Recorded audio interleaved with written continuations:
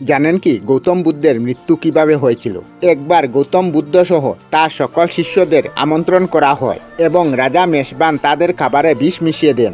খাবার গ্রহণ করার সঙ্গে সঙ্গে বুদ্ধদেব বুঝতে পারেন খাবারে বিষ রয়েছে। তখন মেষবানকে তার শিষ্যদের খাবার দিতে বারণ করেন। গৌতম বুদ্ধ বললেন, আপনার খাবার অত্যন্ত সুস্বাদু হয়েছে, আমি এই খাবার গ্রহণ করেছি।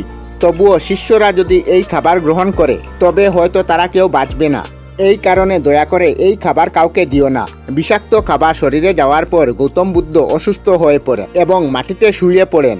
যখন তার অন্তিম জ্ঞান শোনার জন্য সকল শিষ্যরা তার কাছে আসেন, গৌতম বুদ্ধ সেখান থেকে উঠতেও পারছিলেন না। সেখানে হাতের সাহায্যে মাথা উঁচু করে শুয়ে থাকেন আর উপদেশ দিতে থাকেন।